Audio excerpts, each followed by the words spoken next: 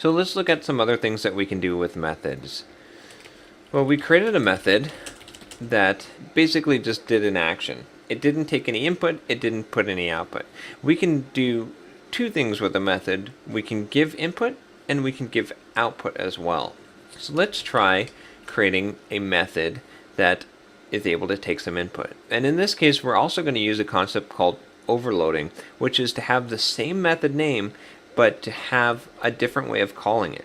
So we're going to create a special kind of variable here called a parameter. And we'll make this a string. We'll call this text. And what we're going to do here is we're going to pass to this method a value that is going to be used in this method. So I'll take this system.out.println, and now we're actually going to use this. I'm going to use this text value. So you can see what's going to happen here. If you think about this, we're going to call this method now. We're going to provide a value here, a variable of a string type called text, and then whatever we had passed in here, that's what's going to get printed out. So let's see how we could use this in action. Instead of calling myPrinter.print and not passing anything, let's use the version of this method, the overloaded version, where we take a string. So in this case, I'm going to print hello printer.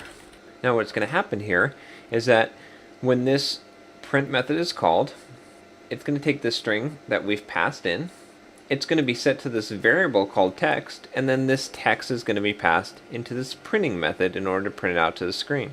So let's run this and see what happens. You can see the words hello printer were printed out. So now we've actually done something useful. We've created a method on our printer that allows us to put in any text we want and then spit that back out.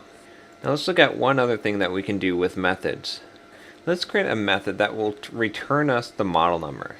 Now this isn't very useful because we know we can just grab the model number just by calling .model number and getting that data out. But when we actually try to hide the data, which is a best practice of creating a class, later on, we're not going to have access to this model number. We're going to need some kind of method in order to do that. So let's go ahead and create that method. So I'm going to do the same thing here, except instead of using void here, we're going to specify a return type. This is the type of data that this method needs to return, which in this case will be a string. And we're going to call this method getModelNumber. And in Java, this kind of method is known as a getter. This is a special kind of method that allows you to get some data from the class. We also have another special kind of method in Java called a setter, which allows you to set data on a class. So let's look at how we would implement this method. What we can do here is we use a keyword called return, and this is going to return whatever comes after this return keyword. In this case, we want to return the model number. So now you can see that what our method is going to do is when this is called, it's going to just return a string that is the model number. Now we can actually assign whatever comes back from here to a variable. Let me show you how we can do this. So I'll get rid of this line here, and we'll create a new variable of type string called the model number, and then we'll call myPrinter.getModelNumber.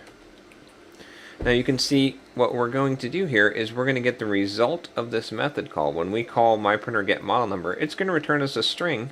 We're going to immediately assign this string to this variable. So now I could actually print this out from inside of our main by doing system.out.println and then printing the model number. Let's run this, and you can see it's printed the model number.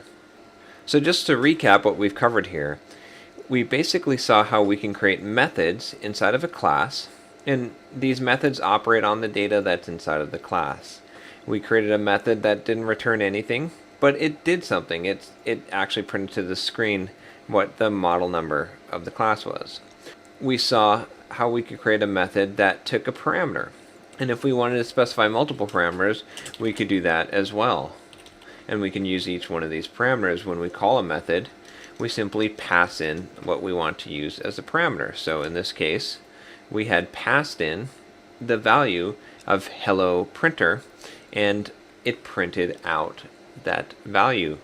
Then we also saw how we could create a method that could return a value, and we use this return keyword to return a value back, and we returned the data that was part of our class or part of our object.